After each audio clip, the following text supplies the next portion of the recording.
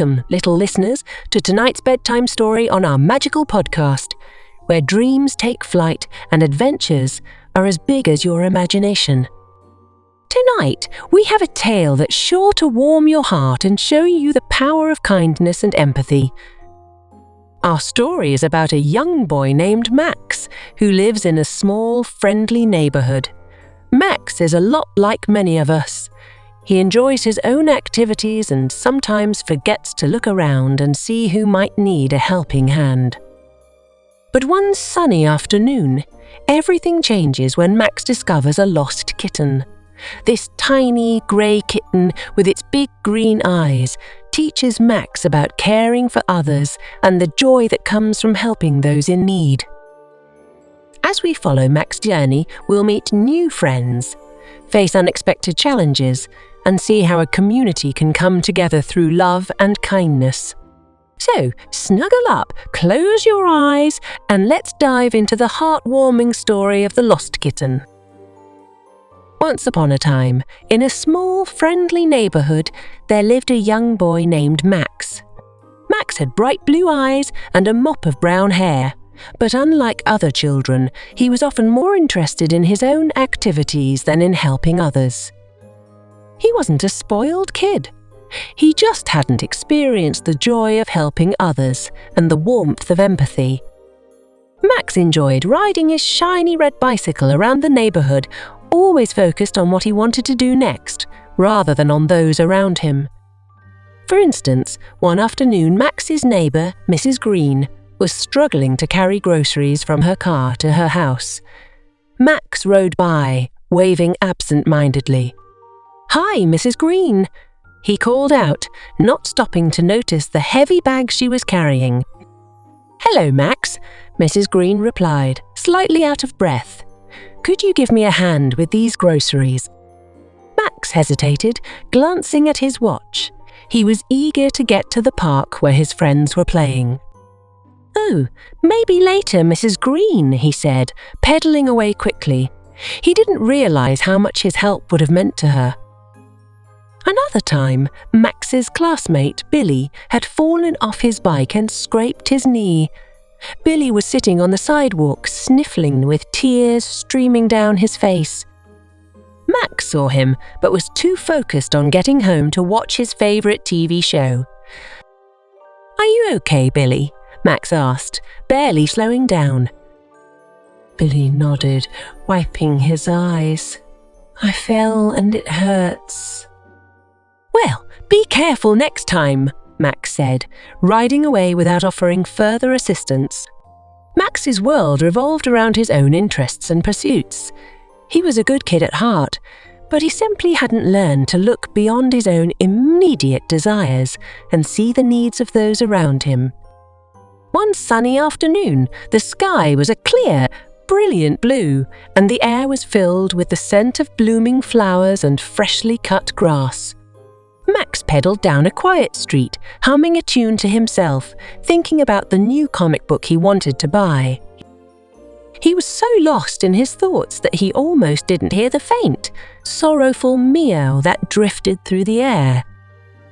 Annoyed by the interruption, Max stopped his bike and looked around, trying to locate the source of the sound. Under a large oak tree, nestled in a pile of autumn leaves, was a tiny kitten. The kitten had soft, grey fur and big, green eyes that looked up at Max with a mix of fear and hope. It looked so small and fragile that, despite his usual disinterest, Max felt a pang of something unfamiliar. He felt a twinge of concern and curiosity.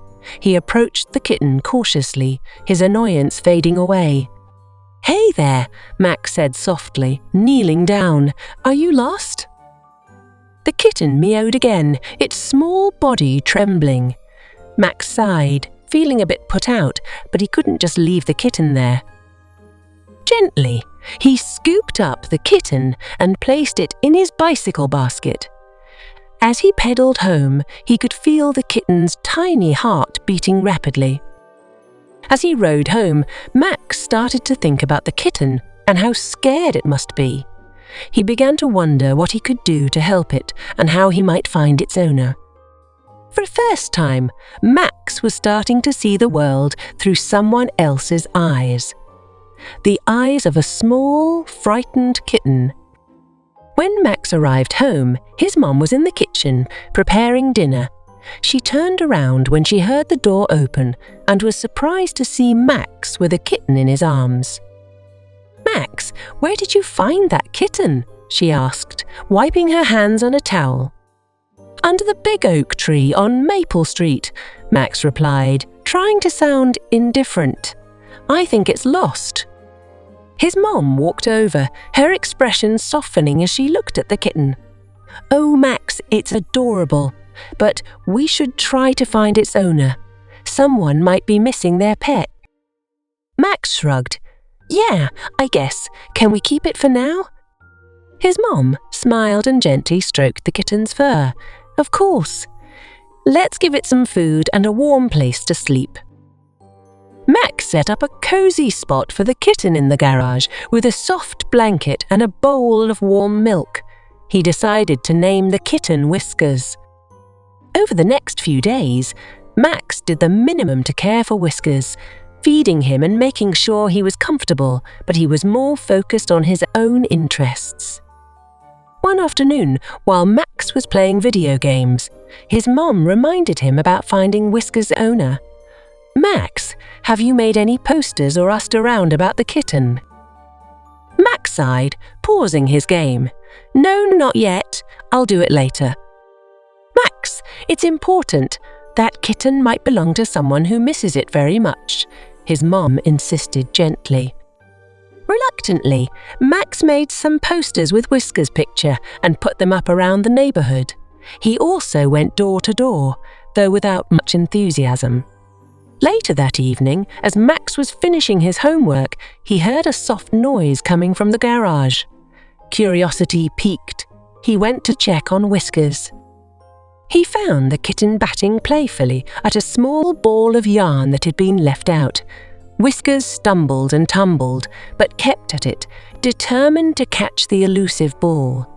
Max couldn't help but laugh at the kitten's antics. "Hey, you're pretty funny," Max said, watching Whiskers' persistence. The kitten paused, looking up at Max with those big green eyes, before pouncing on the yarn again. Max felt a tug at his heart. He picked up the kitten and sat down with him, gently petting his soft fur. Whiskers purred contentedly, curling up in Max's lap. For the first time, Max felt a genuine connection with the little creature. It wasn't just about feeding or housing the kitten anymore. He wanted to see Whiskers happy. His mom walked in to check on them and was surprised to see Max sitting quietly, stroking Whiskers with a gentle smile on his face. "Max, I'm really proud of you," she said softly. "You're taking such good care of Whiskers." Max looked up, a bit embarrassed but pleased. "Thanks, Mum. He's a good kitten." From that moment on, Max started to care for Whiskers with more attention and affection. He played with the kitten, making sure he had plenty of toys and space to explore. Max even found himself looking forward to their time together. Whiskers' playful nature and unconditional trust slowly began to melt Max's self-centeredness. This new sense of responsibility felt surprisingly good, and Max found joy in seeing Whiskers thrive under his care.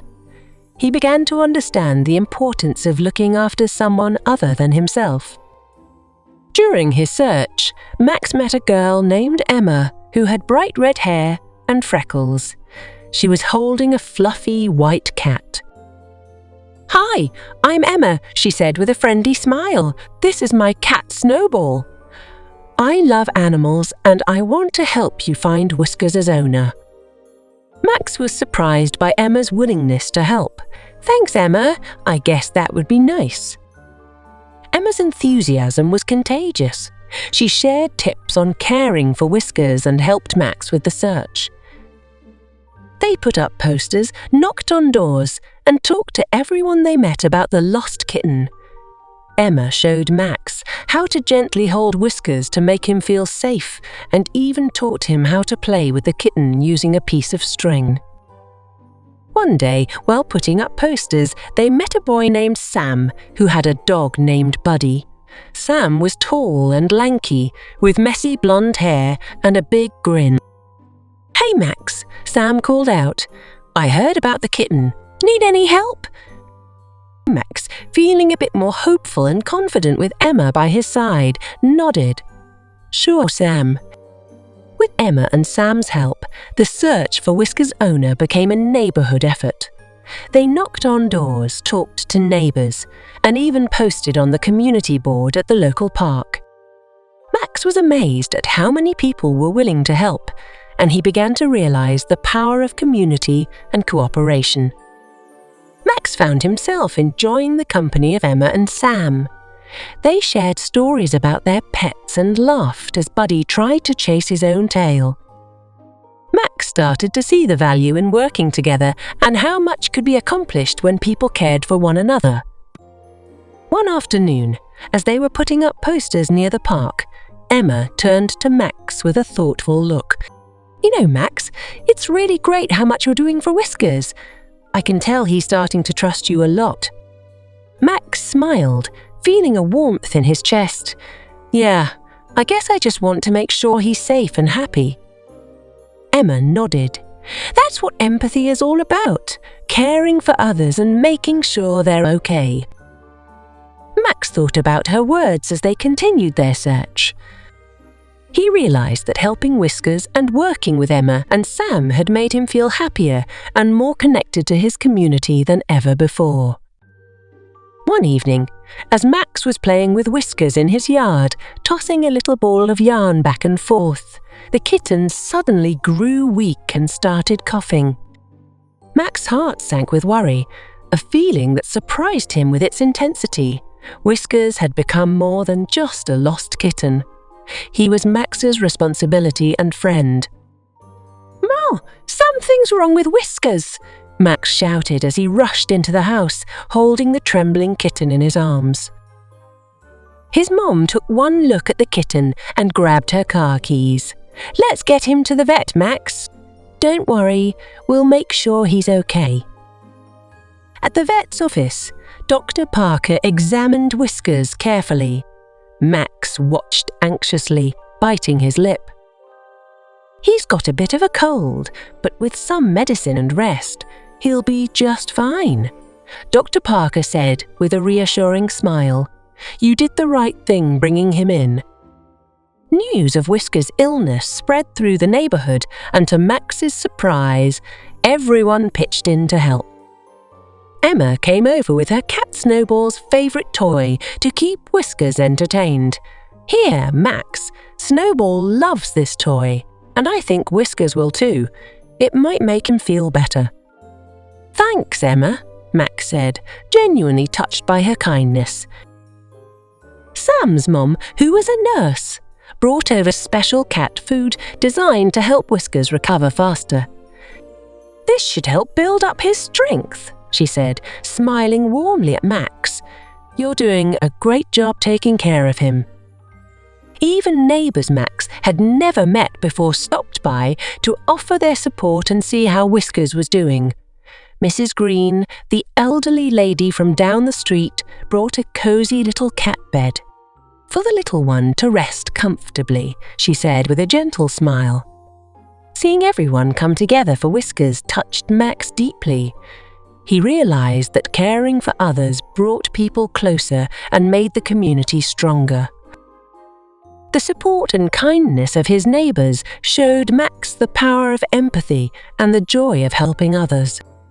After a few days of medicine, rest, and lots of love from Max and his new friends, Whiskers' health improved. The kitten was back to his playful self, pouncing on toys and exploring the house with curiosity. Max felt a deep sense of relief and happiness seeing Whiskers healthy again.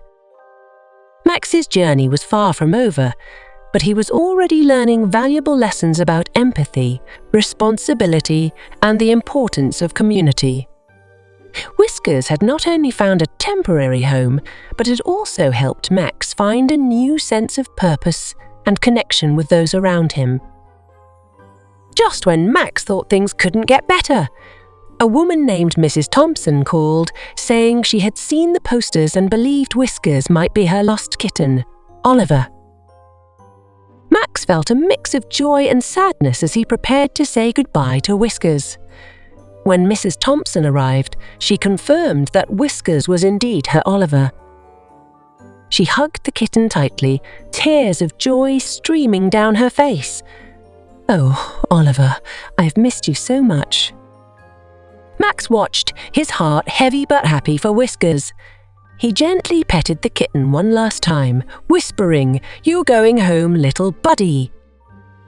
However, Mrs. Thompson noticed how much Max cared for the kitten and saw the bond they had formed.